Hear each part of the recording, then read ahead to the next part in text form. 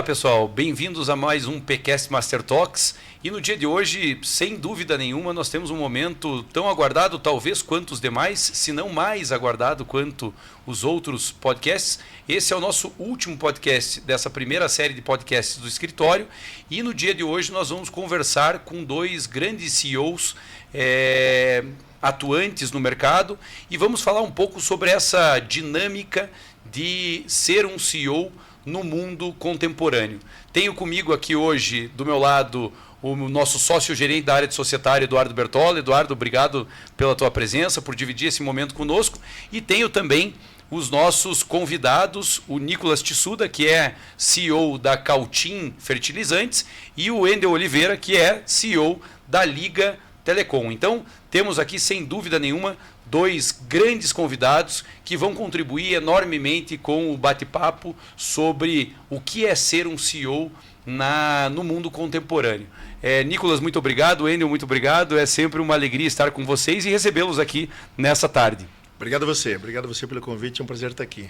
Obrigado, Pieronte, é um prazer aí. Maravilha. Bom, vamos começar, Eduardo, falando um pouco sobre essa ideia e essa dinâmica do mundo corporativo, mas antes eu queria trazer aqui a história um pouco de vocês dois, para que a gente saiba, né, qual é o background de vocês e o que trouxe vocês até aqui. Eu acho que essa é a grande pergunta, né? Nós vemos hoje, no mundo atual, uma dinâmica de mercado tão célere que faz com que a gente pense como é que essas pessoas hoje chegaram a ser CEOs de empresas desse porte. Então, Wendel, se você puder contar um pouco a tua história, né, a tua trajetória, o que te trouxe até aqui, e depois a gente escuta a trajetória do Nicolas. Claro. Obrigado, Rodrigo. Edu, bom estar contigo aqui também. Nicolas, prazer te conhecer. Pessoal, assim, tentar fazer uma long story short, né? Ou seja, tenho alguns anos já de mais de 30 anos de carreira, então tentar fazer um resumo rápido. Eu me formei em engenharia e tive a oportunidade de ser professor de Estado por muitos anos, na área de matemática, física e química, que eu tinha mais aptidão, mas a minha carreira começou mesmo quando eu, no meio da faculdade de engenharia, eu entrei na Siemens, que é um grande grupo alemão, e entrei como estagiário, tive a oportunidade de me formar, recebi o convite para morar na Europa, eu fui morar na Alemanha, fiquei alguns anos morando. Quando eu voltei, eu fiz carreira em São Paulo, então eu sou curitibano, mas fui expatriado grande parte da minha carreira, onde eu tive a oportunidade de entrar na Siemens como estagiário. Aí comecei muito cedo na área de gestão, né, e eu me formei em engenharia elétrica, né, mas desde cedo eu sempre fui daquele que, se eu escrevia numa ficha lá da Casas Bahia lá para comprar um negócio, eu escrevia engenheiro, eu olhava para o lado e eu achava que eu estava enganando alguém, né? Então, assim, eu me formei em engenharia, mas nunca fui engenheiro de fato, sempre fui para a área administrativa, área de gestão, área de marketing, área de vendas, área comercial, e acabei desenvolvendo a minha carreira na Siemens, fui gerente, acabei me tornando um gerente muito cedo na Siemens. E aí virei diretor da Siemens também, muito novo, quando eu tinha perto dos 30 anos, e aí fiquei muitos anos como diretor, e quando eu tinha 33, 34 anos, eu recebi o convite para ir para a GE, para assumir a posição de um dos CEOs da GE na América Latina, isso tudo lá em São Paulo, né? E aí eu fiquei alguns anos na GE, foi uma experiência super bacana, porque eu não tinha vivenciado aí na América Latina, então era uma operação grande, na época. Estou falando aqui de 2014, uma operação de $1 bilhão na época. É grande até hoje, mas na época era muito grande. Então foi uma super experiência para mim como principal executivo, né, de uma grande empresa como é a GE. Tinha 3 mil funcionários na América Latina, México, Colômbia, tinha fábrica no Chile, na Argentina também, e 3 fábricas no Brasil. Então foi uma super experiência. E aí depois desse período que eu fiquei anos na GE, eu tinha vontade de sair, para inclusive voltar para Curitiba, né? Eu tive a felicidade de conviver muito com os meus avós, e sempre valorizei muito isso. E meus filhos estavam numa idade que falaram, puta, tá na hora dessa molecada aí ficar perto dos avós, e eu queria voltar para Curitiba.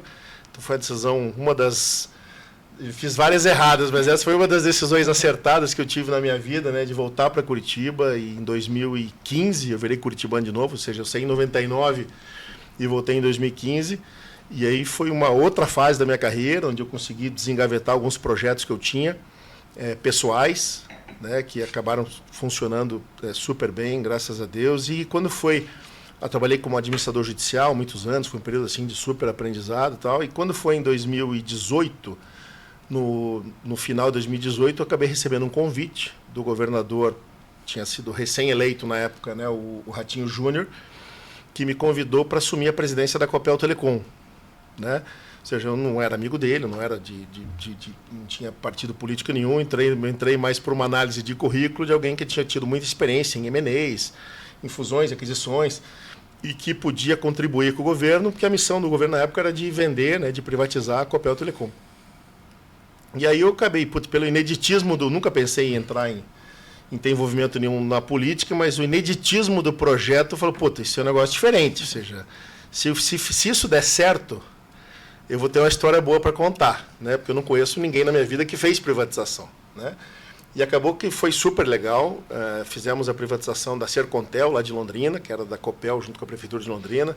Fizemos a privatização da Copel Telecom, né? Que foi uma história que me orgulha muito. Eu tenho muito orgulho de contar dessa história. Essa é uma história que merece um dia um podcast inteiro, porque é uma história longa e privatização, né, no Brasil é um tema complexo. Mas é uma história que nos orgulha muito e me orgulha muito, porque além da criação de valor do negócio, né, que é um negócio que a Copel Telecom valia 300 milhões de reais.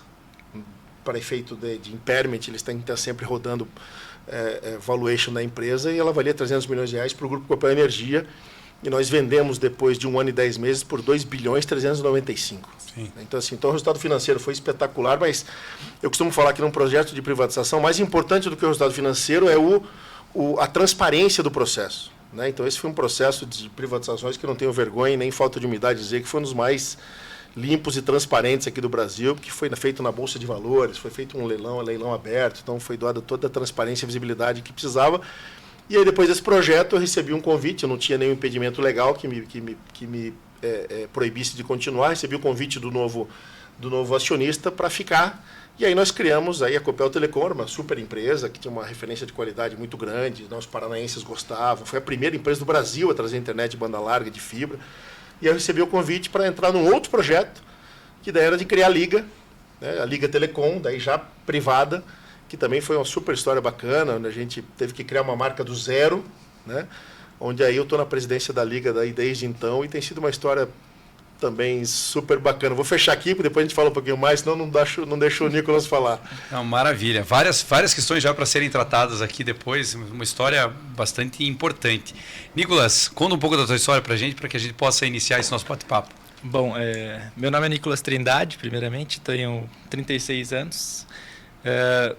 Minha carreira profissional fiz alguns estágios no Brasil, fiz fora também quando fiz intercâmbio lá na França, né, 1 ano.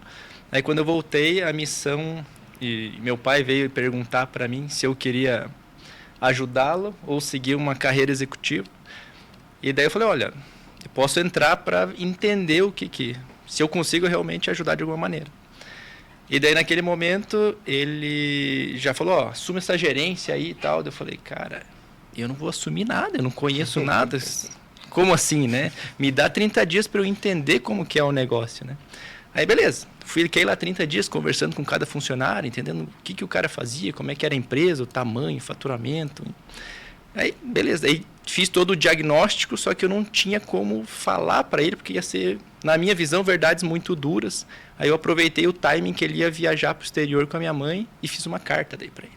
Tá, escrevi tudo que eu achava que estava errado, gestão que misturava o caixa do pessoal com o profissional, fazia umas besteiras amadoras de empresa menorzinha. Daí ele voltou da viagem, deu aquele choque de realidade e eu deixei claro na mensagem, assim, tinha alguns erros, na minha humilde visão, porque eu não conhecia nada, não tinha trabalhado, né, com negócios, e outro que daí foi a mensagem do tipo, esses negócios que a gente tem não vai para frente. Se você quiser crescer de verdade com as próprias pernas, não vai ser nesse negócio. Daí joguei a sementinha, aí no ano seguinte a gente iniciou esse novo projeto que veio se tornar o que é a Cautim hoje. Então temos quase 10 anos de vida hoje de Cautim com o CNPJ e a gente veio nessa toada crescente ao longo dos anos. Mas o mais interessante é que em 17 para 18 eu fui num novo projeto lá no Rio, que a gente iniciou, e voltei em 2018. Voltei em 2018 a pedido dele, que ele falou que do 17 para o 18, meu pai é excelente vendedor, para quem conhece, o Pironte tem mais contato. Ele é aquele cara que vai vender areia no deserto 3 vezes do valor e o comprador sai feliz, convencido, né? Só que daí chega na parte de gestão, normalmente são características antagônicas, né? Daí ele se perdeu nesse negócio de sempre, todas as empresas que ele criava, ele não conseguia dar crescimento quando precisava de gestão. Ele tinha que ficar nessa montanha-russa. Então, em 2018, quando ele ficou 1 ano e meio no negócio da Cautim, que eu fui para o novo projeto, o negócio desandou, parte de gestão, e dele falou, ó, preciso que você volte e tal, me ajudar. E nisso, eu resgatei aquela carta e li a carta para ele quando ele pediu ajuda e tal. Eu li a carta e perguntei para ele, quando você acha que eu escrevi essa carta? Ele, não, acho que você escreveu agora para o nosso negócio. Eu falei, ó, tá aqui, ó, quando eu tinha acabado de entrar na empresa lá em 2012. Não era outra empresa. Então, você está cometendo os mesmos erros, tá cíclico o negócio. Eu falei, ó, beleza, eu volto a ajudar, não tem problema nenhum, mas agora eu quero carta branca para tomar algumas decisões e dar algum remédio amargo para quem tiver que dar. E se for para você, vai ser. Se for para mim, vai ser para todo mundo. Beleza? Beleza. Aí de 18 para cá, a gente vem nessa toada crescente exponencial, porque daí a gente começou a realmente modificar o que tinha que ser modificado, impor limites para quem tem que impor limites e implementar tudo isso que a gente chama de governança corporativa, né? De profissionalizar todos os setores, colocar sistema ERP, SAP, e você vai melhorando cada setor do jeito que dá com o que você tem naquele momento de recurso, né? Então, de lá para cá, a gente já, sei lá, cresceu mais de 10 vezes, então tem um crescimento interessante, mas é só o começo do que está por vir, assim. Resumidamente, né, chegando nesse 2024. Então, daí, no início desse ano, né, final do ano passado para início desse ano, que foi quando eu iniciei nesse processo de realmente terminar todo esse time de gestão embaixo de mim para assumir essa posição, então, de CEO, que é meio nova para mim, mas que está sendo de bastante aprendizado. Maravilha. Bertoldo, para te chamar para o nosso bate-papo agora, antes de desenvolver um pouco mais as duas histórias, porque tem uma história que eu quero que você desenvolva também, que foi a grande virada de chave da Cautim em relação a produtos, etc. A gente já conversou sobre isso.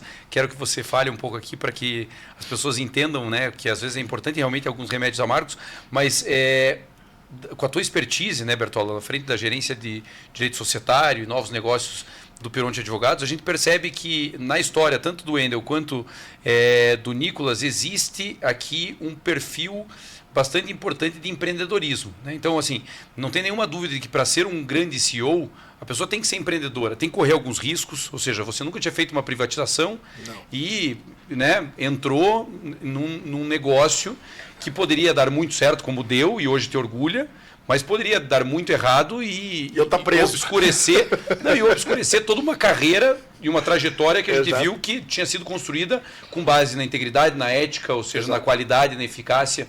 Então é muito complexo. E o Nicolas da mesma forma, né? Ou seja, pegou uma pedra bruta de alguma forma, né? E tomou as medidas necessárias para hoje transformar a Cautim no que é, né? Então, você que trabalha muito com empresas familiares e com esses grandes gestores, me parece que é um perfil um pouco natural desses negócios, né? Com certeza. Eu acho que, do ponto de vista da estrutura do negócio, o CEO, com certeza, ele precisa ser um empreendedor antes de tudo.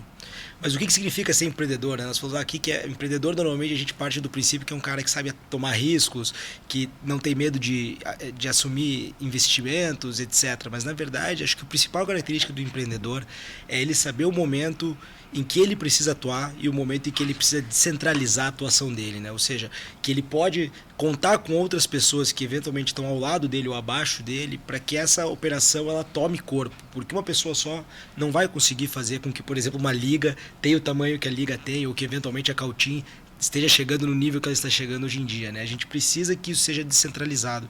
E o que a gente percebe da maioria hoje em dia das pessoas que ocupam cargos de gestão é uma certa dificuldade na descentralização das tarefas que são, por exemplo, de um gestor. E aí isso acaba implicando em certos problemas que a gente encontra dentro das empresas, né? Então, o grande CEO, em resumo, né, o grande CEO, o que ele precisa? Ele precisa aprender a saber, antes de tudo, gerir e assumir esses riscos do empreendedorismo. Sim. Sem dúvida. Wendel, voltando à tua história um pouco, algo que eu queria entender e que eu acho que é importante a gente desenvolver mais, você hoje não é só CEO, você é um cara multitarefa, né? Para quem te conhece, ou seja, você é CEO, conselheiro de grandes empresas, você é conselheiro pessoal de grandes investidores, ou seja, você é um cara que adquiriu na tua trajetória uma certa credibilidade, acho que essa é a palavra, que te dá autoridade hoje para não apenas estar à frente de um grande negócio como é a Liga, né? Mas também de direcionar escolhas de outras grandes empresas e de investidores, pessoas físicas ou ainda fundos de investimento e etc. Nesse sentido, eu queria entender um pouco de você, se você acha que toda essa tua trajetória, né, te trouxe até aqui e te faz hoje ter essa expertise, ou você acha que isso é algo que pode ser construído por alguém que... Então, tem vários cursos, por exemplo, para ser conselheiro de administração e etc. Claro que isso é importante, a pessoa tem que ter uma... Mas assim, formação. eu queria entender o seguinte, a tua bagagem profissional e pessoal, ela é tão relevante quanto esses cursos, ou você acha que a pessoa pode se profissionalizar nisso e isso também pode ser importante para a carreira de alguém, etc.? Legal. Rodrigo, eu acho que as duas coisas são importantes. Eu acho que assim, uma formação, né, teórica, técnica sobre a disciplina, cursos de governança são fundamentais. Mas são como um enabler, são como um facilitador, mas não são coisas que vão te ajudar a efetivamente assumir uma posição dessa. Esses dias eu estava num fórum onde, só para vários CEOs de empresa, né, eu tive a felicidade de conseguir transitar nos dois mundos em paralelo já há muitos anos, né? No mundo de conselheiro de empresas e no mundo de CEO, que são dois mundos completamente diferentes, não tem nada a ver uma coisa com a outra. E se você misturar, dá errado, tá? Não dá para misturar, porque se você misturar, dá errado. São cadeiras diferentes. São cadeiras diferentes, são competências diferentes, são coisas diferentes, né? E nesse evento me perguntaram assim, Wendel, você começou muito novo, tive a possibilidade, a felicidade de sentar numa cadeira de conselho com 40 anos, não tinha nem cabelo branco naquela época ainda, e tive esta oportunidade, tive gente que acreditou em mim e me convidou, eu falei, não entendo nada, mas eu topo. Eu aceito, nunca fiz isso, mas eu topo o risco, né? E graças a Deus deu super certo, e hoje eu estou em vários outros conselhos de empresas bem grandes, e o que eu respondi para esse pessoal na época foi o seguinte, falei, olha, eu acho que como a gente diz no marketing, né, eu fiz especialização em marketing aqui e lá fora e tal, e eu falei, não existe uma receita de marketing que dá certo, para dar certo, existe receita de marketing que deu certo, né? Mas eu costumo falar o seguinte, acho que tem alguns pré-requisitos que são indispensáveis para que você consiga vislumbrar depois uma carreira de conselheiro de empresa, né? Além de, obviamente, ter uma experiência executiva, você tem que viver aquilo que você... Se você não tiver experiência de gestão de negócio, começa a ficar complicado. Então, assim, tirando essa expertise técnica que você tem que ter de negócio, tem que entender como é que funciona e tal, o que eu costumo falar é o seguinte, preserve uma rede de relacionamentos, ou seja, apareça. A pessoa tem que te conhecer, senão você não tem... Se ninguém te vê, ninguém vai descobrir que você é um cara que pode ajudar. E tão importante quanto isso, você tem que ter história para contar. Você tem que ter cases na tua vida para contar. Os cases de sucesso, que são bons de contar, mas os cases de insucesso são bons para contar também. E eu tenho vários cases de sucesso para contar, né? Que são bons de contar porque você aprende nos dois. Às vezes você aprende mais até nos cases de insucesso, que isso vai te ajudar mais para frente, né? Então, acho que assim, o que eu falei em resumo, pessoal, tenham histórias boas para contar, né? Ou seja, tenham cases para contar e mantenham uma rede forte de relacionamento e mais do que tudo que você falou antes é o seguinte, uma coisa que ninguém tira em nenhum momento é a credibilidade, a reputação, o histórico que você tem. Então, se você tiver tudo isso em ordem, você tem uma boa chance aí de seguir uma carreira alternativa à carreira de CEO, que é de conselheiro. Sem dúvida. Sem dúvida, não, bastante bacana. História para contar o Nicolas tem, né? Eu queria que você, já linkando uma coisa com a outra, né? O fim da fala do Wendel com o início da fala do Nicolas, o negócio de fertilizantes às vezes é um pouco não tão inteligível para o público em geral, né? Claro que falar de telecom, por exemplo, é mais simples, está no nosso dia a dia, né? O fertilizante não necessariamente, muito embora esteja no nosso dia a dia, a gente não consome o que né?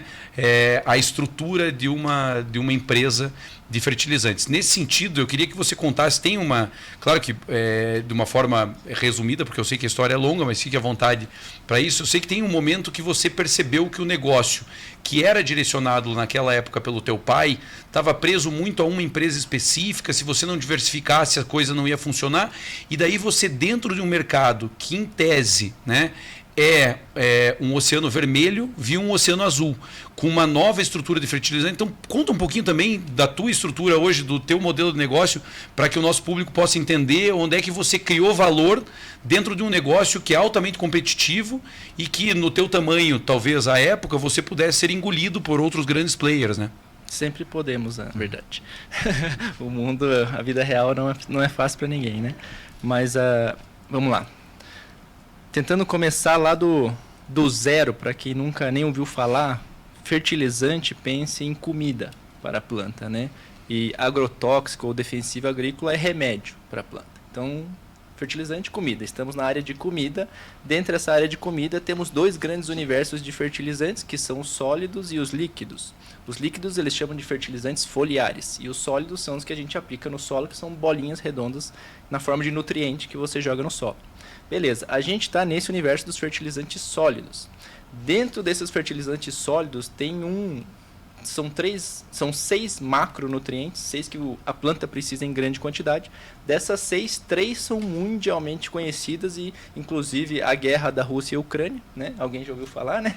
Lá em 2022, que até não acabou, começou lá, que teve aquela suspeita, né? Aquela especulação de que faltaria fertilizante para o Brasil e, consequentemente, ia dar um problema mundial de fome. Enfim, já pensaram em catástrofes, né? Esses 3 nutrientes, grande parte deles vem da Rússia e da Bielorrússia, cerca de 25% do que a gente consumiria. Isso estamos falando de 10 milhões de toneladas de fertilizantes, a grosso modo, mais ou menos. Então é muita coisa. A gente faz um fertilizante com outros 3 macronutrientes complementares a esse, que são cálcio, magnésio e enxofre.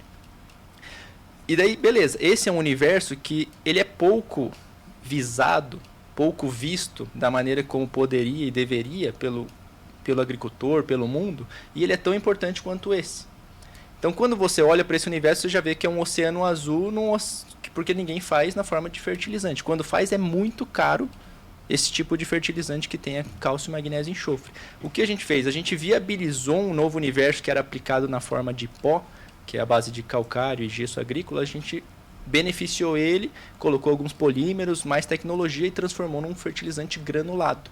Então, o que era uma operação de guerra para o agricultor, que quando você aplica em pó, aí tem problema de vento, gruda no maquinário, você tem que aplicar quantidades enormes, o frete sai mais caro que o produto, você tem um monte de problemas. A gente veio e trouxe essa solução prática e que reage na velocidade que o campo precisa.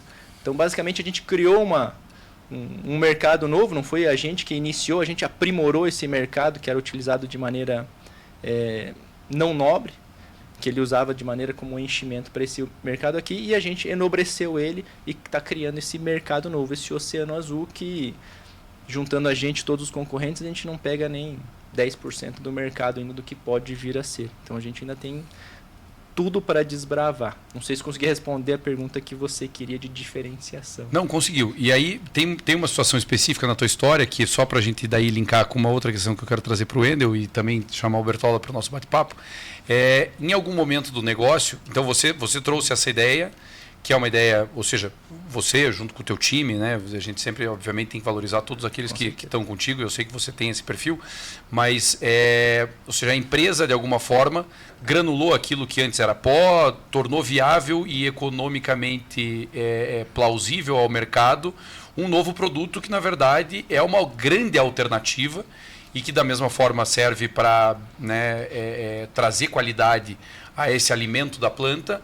Então, isso, ok, você transformou isso num grande oceano azul, mas o negócio em si, em algum momento você, quando entrou, percebeu que o teu pai lá estava vinculado também a poucos clientes, e isso te incomodava, né? Porque é um modelo de negócio, você pode ficar vinculado a um grande cliente, isso não tem um grave problema, a não ser que você perceba algumas questões importantes. Então, eu queria que você trouxesse só isso para a gente linkar agora com a... A gente teve 2 problemas como esse, na verdade em 2 fases. Um mais antigo, que é esse, e teve um mais recente o ano passado, que foi a outra crise do agro, que é mais recente, que não se fala muito dessa maneira. A primeira foi quando a gente iniciou atividades, a gente era B2B white label, né? Ou seja, a gente vendia para outras indústrias e não na nossa marca, a gente não tinha marca própria. E quando a gente começou, a gente tinha muitos clientes, um cliente. E continuamos essa parceria por mais de um ano, até que num dado momento, quando a gente estava iniciando a safra, esse cliente bateu nas nossas costas e falou, agora não queremos mais de vocês, queremos de outro. E por que isso é complexo no mercado agrícola, né? Porque você tem uma sazonalidade grande e quando você vai entrar na safra, os seus pedidos foram feitos antes. Então, no nosso caso, eles fizeram todos os pedidos. Quando chegou na hora de entregar, que a gente se estocou para ajudar eles para entregar, eles falaram, não queremos mais de vocês. E a gente nem tinha time comercial para acessar esse mercado, muito menos embalagem, não tinha nada. Então, a gente teve que varar várias madrugadas para conseguir criar tudo isso em tempo recorde, conseguir montar um time comercial e não morrer. Basicamente, não era nem entrar no mercado, era não morrer mesmo. Essa era a lógica. Não tinha 90 dias de vida, então a gente tinha que achar uma solução de curtíssimo prazo. Conseguimos, então a pior coisa que aconteceu foi o grande aprendizado, né, que são dos erros, né, que o Endo falou, gerou um grande aprendizado de que, cara, você tem que descentralizar seu risco. Então, a partir daquele momento, a gente começou a ter um time comercial, que antes era 1, 2, 3, meia dúzia, hoje já estamos em quase 70. Então, você já está com mais capilaridade, em 18 estados, a gente chega até Roraima, para vocês terem ideia. E, normalmente, o fertilizante, ele caminha intraestadualmente para se vender, a menos que chegue no porto, e daí vai para o estado e eles pulverizam dentro do estado. A gente é uma empresa que consegue ter mais mobilidade. Claro que sofre por causa do frete e é uma questão de tempo para você se aproximar dos clientes de alguma maneira. Então essa foi a primeira grande diversificação que a gente fez e teve uma outra mais recente em 2023 que foi essa crise do agro, que quem não é do agro acha que como bateu recorde de produção, tá tudo mil e uma maravilhas, e foi uma crise das brabas, digamos assim. Às vezes é o contrário, né? Dos últimos 20 anos foi uma das piores crises, né? Porque quando o agricultor plantou, estava com preço de commodity alta, 2022 tudo a favor, digamos assim, vento, maré, tudo que você imaginar, tudo dava certo, digamos assim. Quando chegou o 23 que ele foi colher, despencou tudo, eleições, bagunçou tudo, conjuntura mundial, cenário macroeconômico virou do avesso e com isso o agro também se fechou drasticamente. Então você estava indo a 220 por hora com perspectiva de manter, aí você tem que reduzir a 20. Então foi uma balançada que várias pessoas, várias empresas ou entraram em RJ, ainda estão entrando esse ano e vão entrar mais ainda no ano que vem. Então esse movimento você já está vivenciando. E algumas daí reduziram drasticamente para conseguir se manter no mercado. A gente apostou em manter toda a liderança, então pessoas, né, que é isso que você falou, que é um dos nossos grandes pilares. E o outro foi de diversificar culturas e regiões. Então a gente começou a acessar mais regiões, como por exemplo lá em Roraima, que agora chega, sei lá, é muito difícil você conseguir atravessar. O preço do frete é basicamente o preço do produto. Então, quando você tem um desafio desse tamanho, é porque o produto tem que entregar muito para você, para valer a pena chegar tão longe. E a gente começou a acessar novas culturas que a gente também não acessava. O que são novas culturas? Ao invés de você focar apenas em grãos, soja, milho, você consegue focar em outras coisas. Cana-de-açúcar, café, mamão, pimenta do reino, HF, você tem uma infinidade de coisas que te ajudam a diversificar o risco. Então, o agro esse ano continua ruim, digamos assim, como estava no ano passado, mas qual que é a diferença? A gente continua crescendo já a mais de 50% no ano, justamente porque a gente diversificou, não porque melhorou o mercado. Acho que é importante mencionar. Bacana. Acho que esse é um perfil bastante importante, né? A gente percebe tanto na fala do Endo, Bertola, quanto na fala do Nicolas, uma governança muito presente, né, na figura do CEO, ou seja, mas isso também faz com que a organização da empresa deva estar naturalmente adequada, né? Então eu queria que você falasse um pouquinho, porque são dois negócios completamente diferentes, né? As histórias, elas são parecidas do ponto de vista do empreendedorismo e etc e tal, mas o modelo de negócio hoje que é gerido pelo Wendel, né, como CEO, é um modelo de negócio, claro, já de mercado, um modelo de negócio onde há uma governança mais robusta, e o modelo de negócio do Nicolas é um modelo de governança familiar que vem crescendo para uma governança corporativa mais sólida, de mercado e etc. Então, queria que você falasse um pouco da diferença dessas duas governanças, né? Até para que a gente possa entender, e aí eu quero trazer o Wendel também para uma questão que eu acho importante, a diferença dessas duas gestões dentro desse mundo do cenário corporativo hoje. Eu acho que do ponto de vista de gestão e de governança corporativa, né, a gente vê que tem uma diferença muito grande entre a Liga e a Cautim, não por causa de tamanho, por causa de mercado, mas por conta da onde que as empresas elas surgem, né? No caso da Liga, já é uma empresa de mercado, como você disse, né, Pironte, já é uma empresa que está com nível de atingir o mercado diferente, por exemplo, da Cautim. E a Cautim é uma empresa que ela começou familiar, ela teve que traçar uma nova rota para poder tá onde ela está hoje. E aí a gente vê, né, que na Cautim as decisões elas têm que ser tomadas de uma forma muito mais rápida, muito mais dinâmica, porque o mercado dela é muito dinâmico, né? O mercado dela é sazonal, ou seja, se eventualmente a gente toma alguma decisão errada, isso vai ter impacto não só no momento em que a decisão é tomada, mas no futuro, justamente porque a safra vai impactar nessas decisões. A Liga, pelo tamanho que ela também tem uma necessidade de tomada de decisão estratégica imediata, mas ela leva mais tempo para que essa decisão ela seja implementada justamente pelo tamanho dela. Só que o que elas duas têm em comum? É a necessidade de governança, né? Essas decisões que, por exemplo, o Wendel e que o Nicolas tomam, elas são decisões que elas têm que estar pautadas em estratégias definidas pela companhia, né? E como que essas estratégias são definidas? Através de governança corporativa. Então, estabelecer os critérios em que um CEO tem os fundamentos para tomar uma decisão é extremamente importante, independente se for a Liga ou a Cautim. Nesses dois aspectos, a gente precisa que as decisões do CEO elas estejam pautadas nessa governança estabelecida pelas companhias, não só por conta de segurança da empresa, mas a segurança do próprio CEO, que ele vai saber que a decisão que ele está tomando segue as diretrizes que a própria empresa está estabelecendo. Isso é bem interessante. Você esteve falando esses dias em um evento bastante importante de inovação aqui em Curitiba sobre a importância do acordo de sócios em relação, inclusive, à captação de investimentos e etc. Então, a gente vê que a governança, na verdade, hoje já não é mais algo que preocupa apenas ao empresário, né, ao dono do negócio, mas a todo o mercado, né? Se você quer de alguma forma receber investimentos, se você não tem, eu costumo dizer isso, nós no escritório temos várias áreas, direito societário, licitações, contratos, compliance, proteção de dados e normalmente nós trabalhamos com todo esse arcabouço jurídico dentro da governança corporativa das empresas, né? A boa parte dos nossos serviços são serviços preventivos vinculados à atividade meio da empresa, né? Então a gente está ali na segunda linha da empresa sempre, né? E eu costumo normalmente discutir isso com os empresários que são um pouco reticentes a esse tipo de investimento, porque é um investimento que você não está investindo no produto, né? Você não está investindo lá na fibra ótica, você não está investindo, né, no teu fertilizante, você está investindo na tua estrutura. Sim. E você não vê esse reflexo imediato talvez, mas eu costumo dizer muito para esses empresários, né? Você tem seguro de vida, você tem seguro de casa, tem seguro de carro, tem plano de saúde, tem previdência privada, você tem, ou seja, na tua vida você é coerente com a tua vida.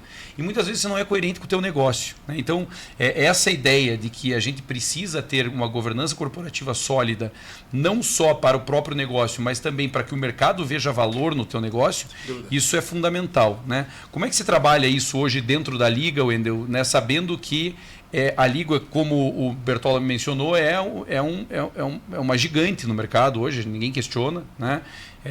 Não sei vocês, mas boa parte de nós aqui tem internet da Liga. Nós tivemos aqui esses dias o Maroc falando sobre comércio, dono da Móveis Campo Largo.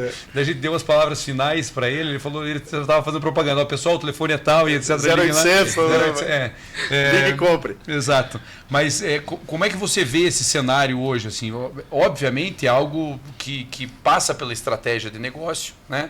Mas é algo que você tem que estar muito presente, né, nessa governança de alguma forma e etc. Então eu queria que você falasse um pouco sobre isso. Tá, bom, eu que acabei tendo a oportunidade, né, de assumir funções de direção bastante novo, igual, né, o Nicolas aqui,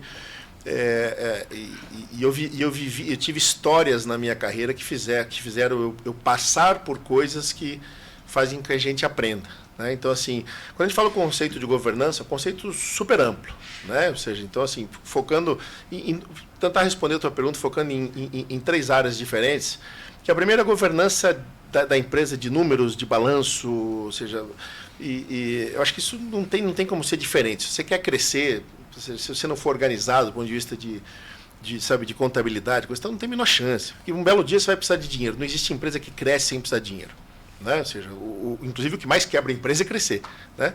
Se você não faz isso bem feito. Então, assim, se você não tiver essa governança mínima, você não consegue pegar dinheiro de banco barato, você não consegue ter acesso a crédito, então isso complica demais. Então, acho que isso é como a gente fala, é água e esgoto, você tem que ter de uma forma organizada. Mas eu tive a oportunidade de viver na minha carreira, eu era diretor da Siemens na época, em 2006, onde a Siemens teve um problema de compliance global, né, que podia ter quebrado a Siemens. Me recordo. Né? E eu tive, e você conhece um pouco da história e tal, e, assim, eu sei que vocês são super capacitados nessa área, então eu convivi muito de perto com isso, né? Ou seja, então, e eu tive a felicidade, eu vi como foi dolorido esse processo de implementação de compliance numa organização no momento que você está tendo uma crise de compliance, né? Então, assim, é muito difícil. E eu tive a oportunidade de sair da Siemens como diretor e ir para a GE como CEO da empresa na América Latina, que a GE foi uma das empresas que dá para dizer que inventaram, né, a palavra compliance lá atrás, e eu vivi um mundo bastante favorável na época. E eu lembro que na época a gente vendia muito para a Petrobras, para a Sete Brasil, aquela coisa toda, né? E a GE ela sempre foi referência de compliance, não é no Brasil, mas no mundo todo, né? Então, assim, foi um processo de muito aprendizado. Então, assim, hoje eu estou em várias empresas, né, na Light, na Liga, na própria Romagnoli, que é uma empresa grande aqui, super importante aqui do Paraná. E eu acho que esse é um tema que eu sempre faço questão de abordar. Ou seja, em alguma, sabe, uma estruturação de governança e de compliance, eu não vejo de nenhuma forma que isso atrapalhe o crescimento da empresa. Pelo contrário, isso é um fundamento para que a empresa possa crescer mais e mais rápido. E por último, o que eu tenho visto, né, porque quando a gente fala a palavra governança, para mim, se eu tiver que traduzir em outros sinônimos, é perenidade, é crescimento sustentável, ou seja, não tem como você ter isso sem ter uma governança forte.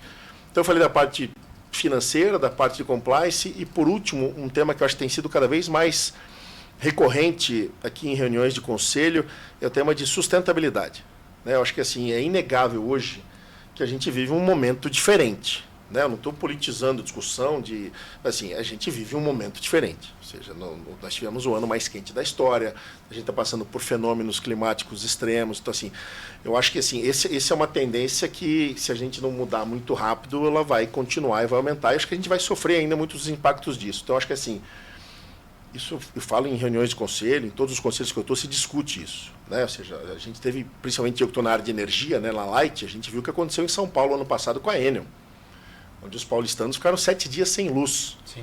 Né?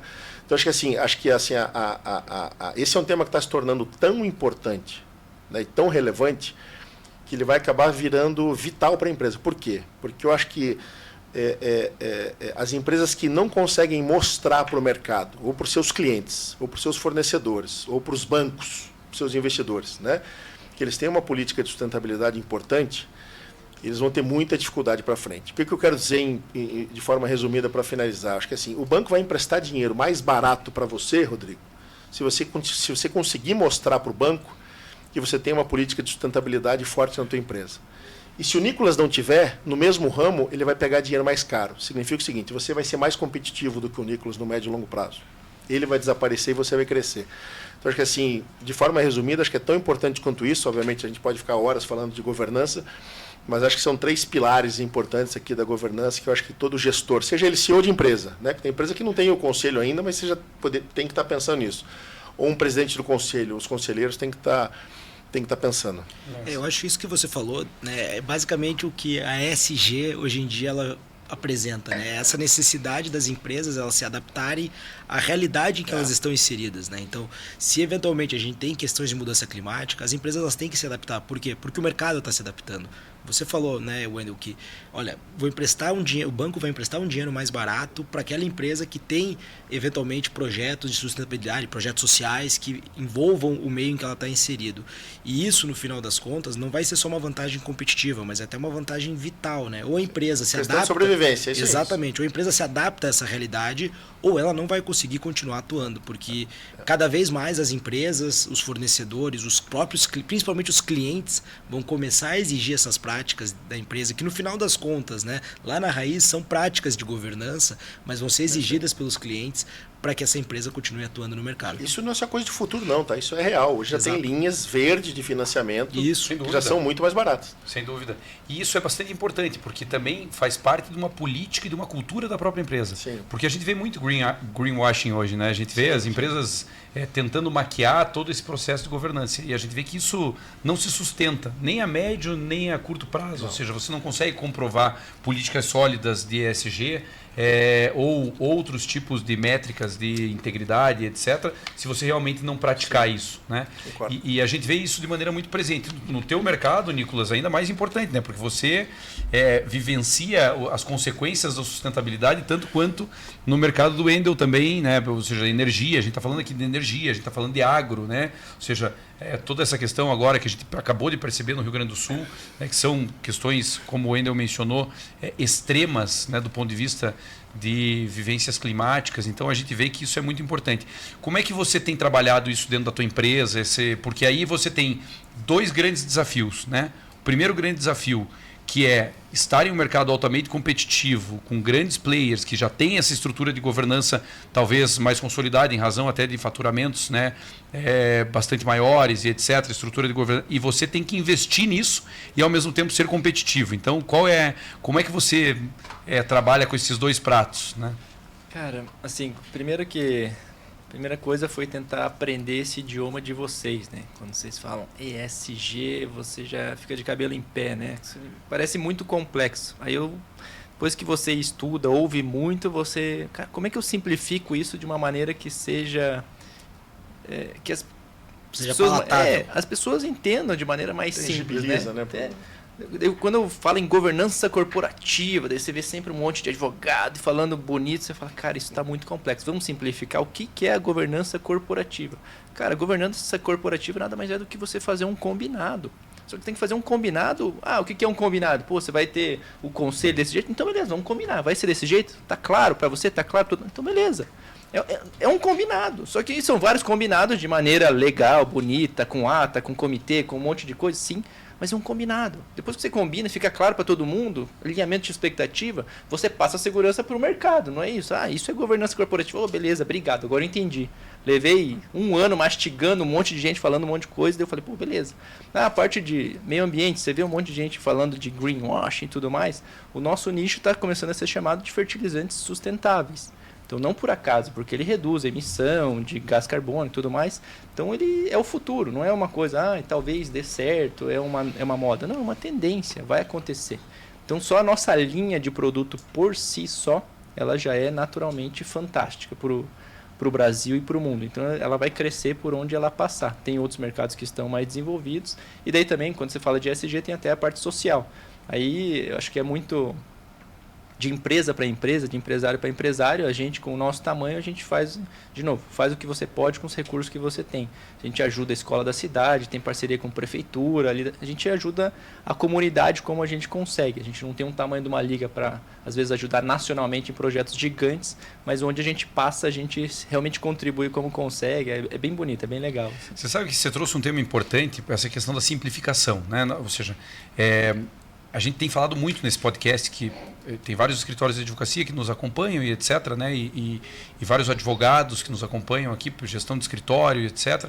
E a gente tem falado que o advogado ele tem que mudar um pouco o perfil, né? Ele tem que simplificar. Ou seja, o juridiquês já não se sustenta mais, aquele advogado que é o dono da razão também não se sustenta, né? Ou seja, se ele não conhecer teu negócio, se ele não for lá pisar lá no CAL, entender o que é a Cautim, como é que é feito o fertilizante, ele não vai entender teu negócio, ele não vai estar próximo do teu negócio. Então essa simplificação é importante.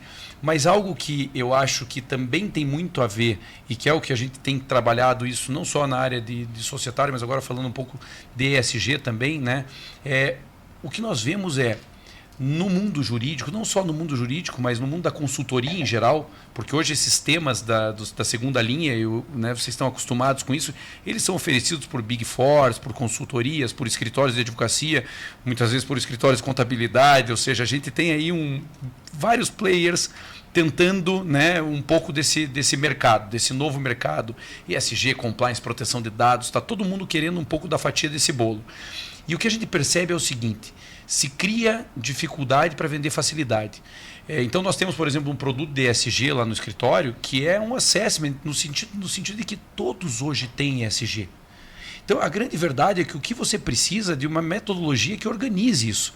Porque no fundo você já tem várias... Tudo bem que é uma empresa familiar que está crescendo, que está indo para o mundo de uma governança corporativa muito mais sólida, mas você já tem muita coisa ali. Você não precisa criar dentro de um cenário já pronto, né, e que seja vendido por uma consultoria como uma caixinha correta daquilo que você tem que fazer dentro do ESG, ou seja, chame como quiser. Mas a verdade é essa. Então, hoje, na verdade, eu acho que a simplificação que você fala, e isso é interessante, é o empresário também entender que existe, na verdade, no mercado, metodologias que se adequem ao seu negócio.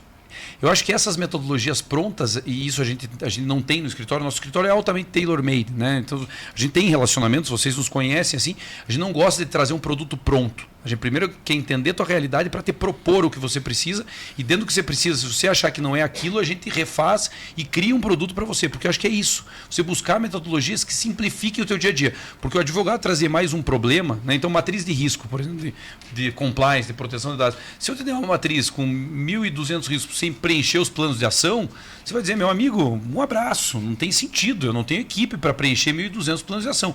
Ou você me entrega pronto um cenário que seja factível, ou eu prefiro não te contratar. Então é um pouco isso, assim, eu acho que a simplificação está dos dois lados, no consultor e naquele que contrata, né? Eu acho que, e nesse mundo da sustentabilidade, muito disso, porque senão a gente se perde em rótulo.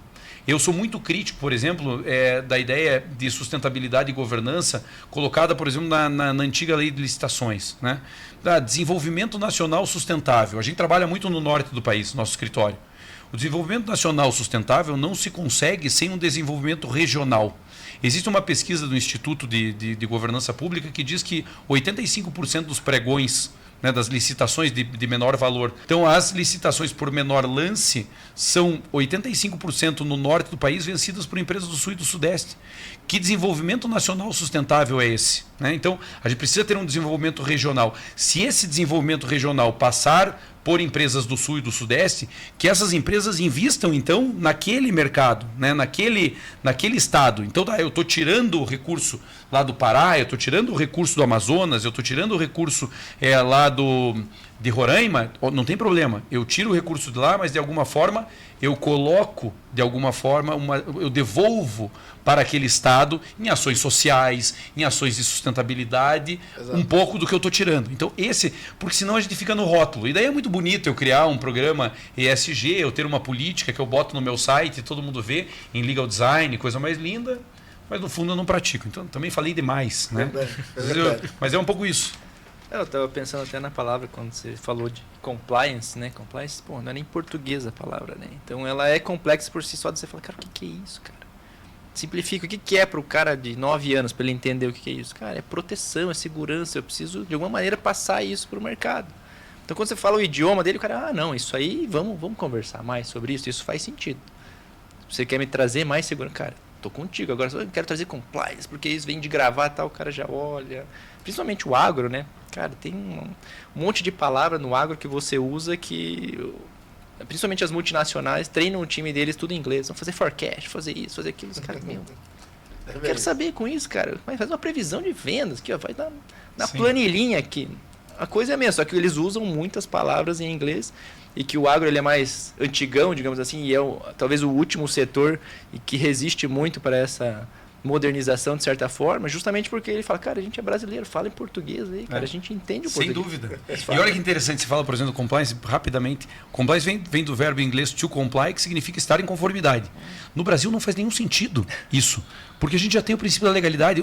Nos Estados Unidos, na Inglaterra, o direito é consuetudinário, é costumeiro, ou seja, as normas são do common law, então faz sentido você estar em conformidade aos princípios, né? Ou seja, você tem lá a quinta emenda, né, norte-americana, então você está de acordo com aquele princípio geral de direito. Agora, no Brasil, você tem lei para tudo. Então não tem nenhum sentido você falar de compliance como a tradução estar em conformidade, porque estar em conformidade é estar em legalidade.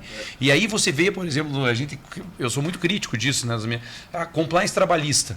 Aí você pergunta para um advogado trabalhista, o que é? Estar de acordo com as normas trabalhistas. Tá, mas você não fazia isso antes? Então você só está vendendo para cobrar um pouquinho mais caro com nome diferente. Então é uma cultura de integridade, uma metodologia, que inclusive hoje tem ISO, né, para que você agregue ao teu processo. Se você fizer isso no direito do trabalho, você chama de compliance trabalhista, compliance criminal. Se não, você só está cumprindo a legalidade. Exato. Então o Wendel deve ver isso muito nas empresas, por onde passa, né? Ou seja, esses termos em inglês que muitas vezes afastam a concepção do que é mesmo o negócio, né? Exato. Você até lembrando uma história engraçada, esses dias numa das empresas que eu sou conselheiro, a gente contratou um diretor comercial que veio de multinacional.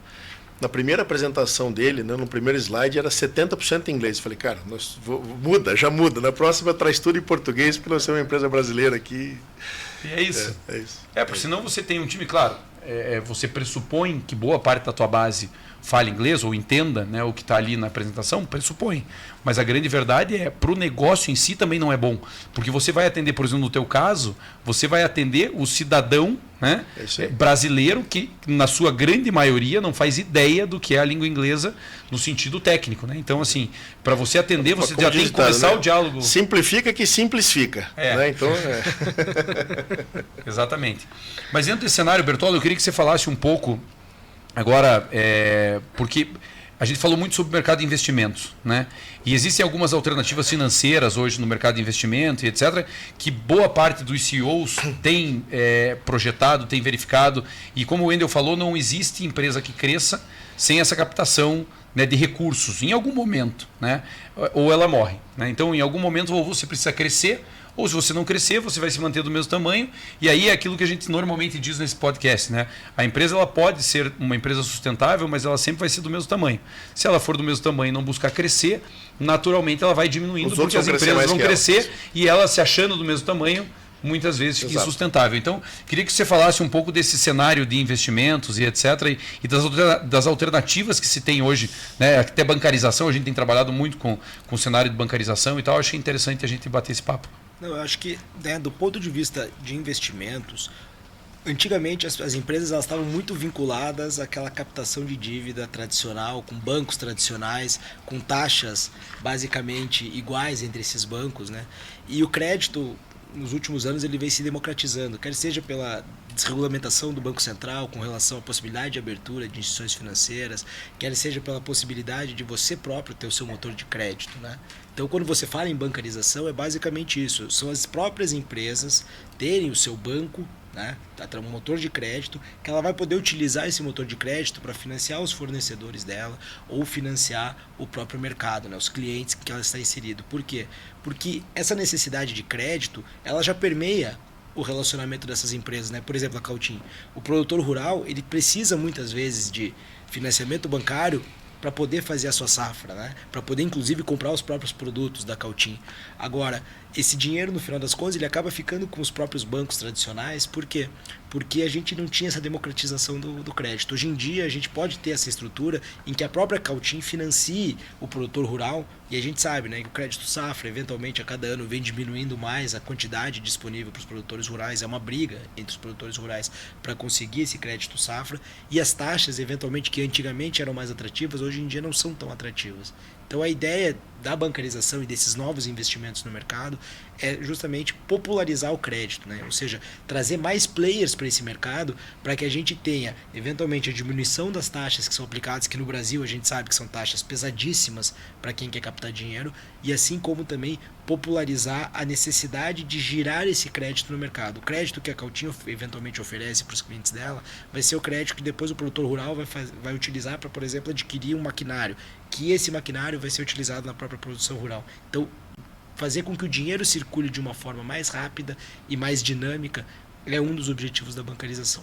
É bem interessante. E de alguma forma fideliza o cliente também, né? Porque você tem ali Exatamente. uma... Então, e dentro desse cenário, como é que vocês têm visto esse... E a gente já está partindo para o fim. Eu falei que é bastante rápido. É rápido mesmo. É rápido. A gente começa a bater um papo, a hora que a gente vê, deu uma hora. Mas como é que vocês veem esse cenário de crescimento hoje das empresas? É claro que tem questões estratégicas que vocês óbvio, não vão comentar, mas assim, dentro de um cenário de crescimento da Liga, de crescimento da Cautim, etc., vocês acham que o país, né, ou seja, sem também politizar, mas existe um cenário econômico favorável para o mercado em que vocês estão inseridos dentro dessa visão de futuro? Tem alguns percalços aí no caminho, mas acho que assim, é claro que a gente é um país de muitas oportunidades, né? Ou seja, a quantidade de desafios para quem é empreendedor aqui não é empresário, não é pequena, mas a gente tem muita oportunidade, né? Eu tive a oportunidade de passar nesse mês ainda 12 dias na China, né? Então assim, e vou muito para os Estados Unidos também, então a gente começa a comparar a nossa infraestrutura com o que existe lá fora, a gente vê o seguinte, olhando o lado cheio do copo, cara, tem um mundo de coisa para fazer aqui. Tem muita coisa para fazer aqui. Eu acho que tem alguns setores que a gente é referência, e o setor aqui que o Nicolas está envolvido, acho que o agro do Brasil é uma referência global, né? E acho que o agro do Brasil é o mais inteligente do mundo, né? Inclusive, né, por empresas como a tua, que ajudam, né, no desenvolvimento. Mas acho que o Brasil tem muitas oportunidades em diversas áreas, né? Falando especificamente, eu estou em negócios diferentes, né? Energia, telecomunicações, consumo, varejo e tal. Então, assim, acho que independente da área, né, para não entrar em mérito nenhum, acho que a gente tem muita oportunidade. Agora, eu acho que a gente tem que conviver com um cenário onde a gente tem uma taxa de inflação alta, ou seja, o crédito é muito mais difícil, é muito mais caro, né? Ou seja, tem discussões políticas aí de taxa Selic e de autonomia de Banco Central, que já faz o dólar ir para 5,60, dólar para 5,60 já atrapalha a inflação, tá, sabe? Então, assim, a gente vive um cenário assim, de muitos anos bastante turbulento do ponto de vista político-econômico, né? Mas isso não muda o fato de que a gente está crescendo todo ano, a gente tem como tá aumentando, enfim, acho que os desafios continuam, mas a gente tem muita oportunidade.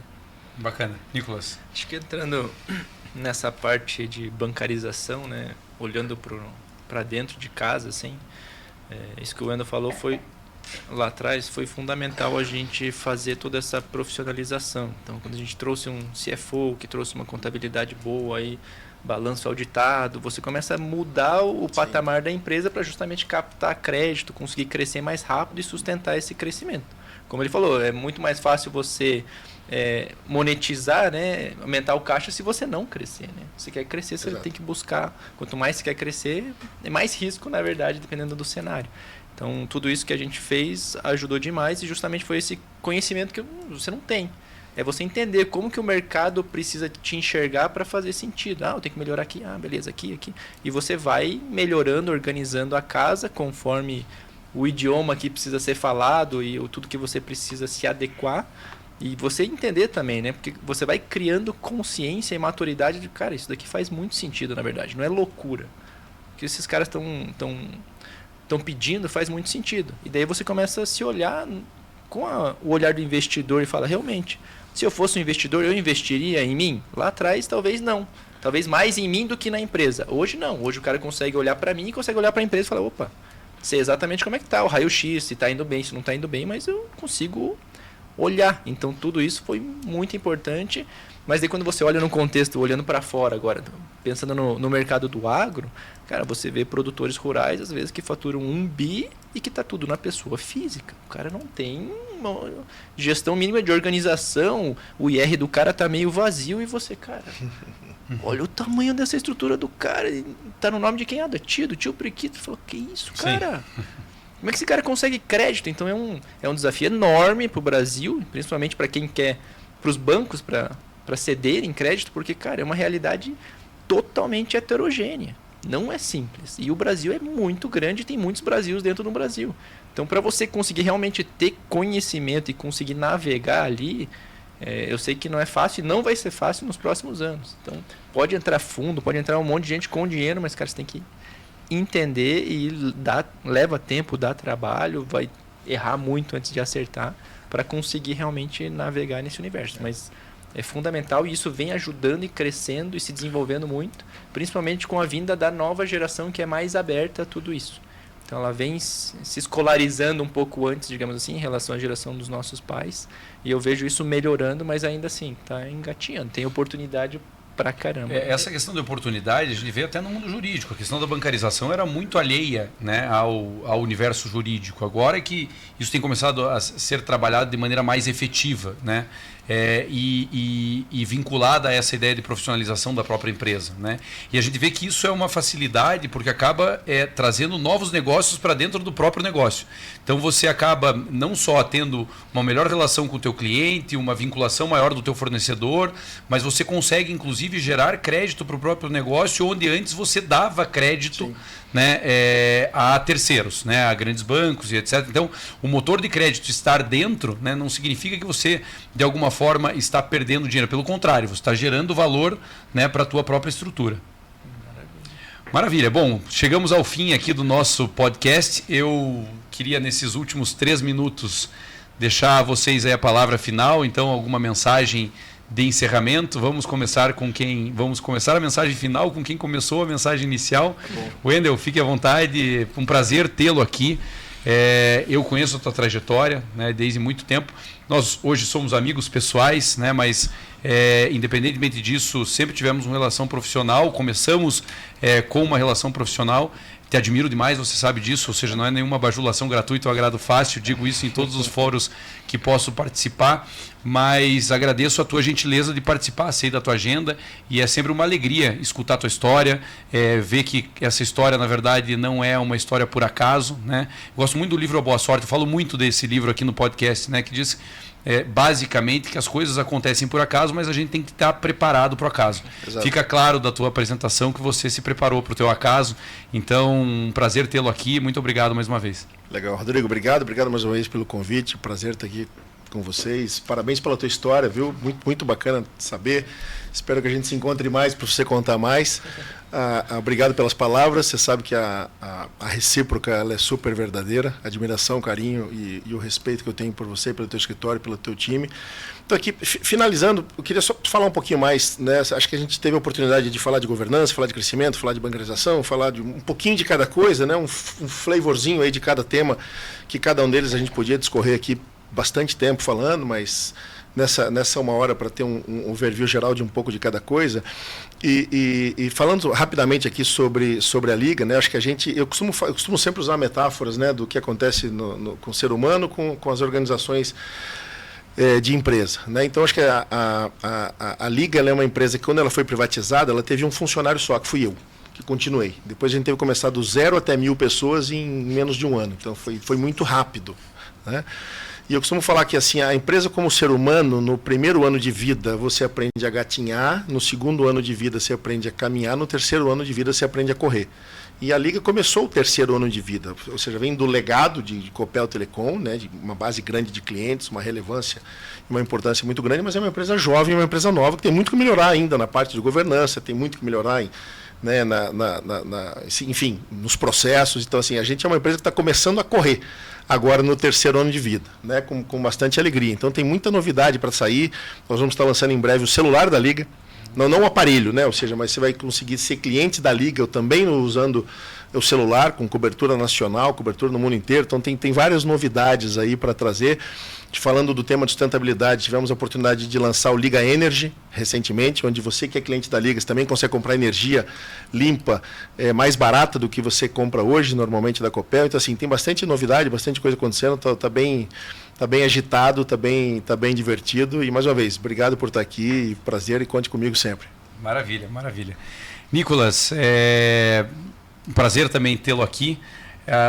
A nossa história, de alguma forma, é uma história também não muito característica. Eu conheci o Nicolas, ele é irmão de um grande amigo meu, nós somos amigos de infância. O Nicolas tem a idade do meu irmão, então a gente cresceu junto, né? Mas aí depois a gente foi se reencontrar pela apresentação de um outro amigo pessoal nosso, já profissionalmente, em razão de outras questões que o Nicolas estava precisando na empresa. A gente foi apresentado e hoje o Nicolas é também uma das pessoas que eu admiro profundamente, tenho dito isso sempre para ele, porque o Nicolas congrega duas grandes qualidades, né? Que é a juventude. Eu acho que a juventude, quando bem trabalhada, é uma grande qualidade, né? E o Nicolas é um jovem de muito sucesso, né? E uma juventude com ousadia controlada, né? Que isso é fundamentalmente importante. Então ele tem esse perfil de ser um jovem com um quê de uma experiência de quem já passou por cenários mais complexos. Então é sempre um grande prazer sentar, tomar um café, conversar ou escutá-lo, porque a gente sempre aprende. Então obrigado mais uma vez pela tua gentileza, né? Nós que começamos lá nas ruas do Alto da 15, fico feliz de ver onde você está, e parabéns mais uma vez pela tua trajetória. Obrigado. Obrigado pelo convite, né? Obrigado pelas palavras, que é isso. Prazer conhecê-los também, conhecer todo o time, fico muito feliz.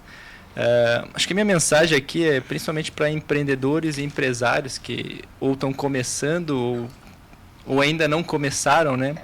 Para ter realmente a coragem de empreender. A gente sabe que não vai ser fácil. Se você acha que vai ser fácil, realmente não entre. Nova geração principalmente, não. Definitivamente não, mas vale a pena. E se eu posso dar uma dica para você, onde você estiver, para você começar, busque um problema, para você resolver um problema. Se for um grande problema, melhor ainda, mais pessoas você vai ajudar e, consequentemente, mais sucesso você vai ter. Então, essa é a minha dica. Realmente tem um mar de oportunidades, qualquer setor que aparente ser um oceano vermelho tem muita oportunidade também. Mas assim, olha para o problema, consegue solucionar, meu amigo, vai embora que tem mercado para você. Maravilha, grande dica.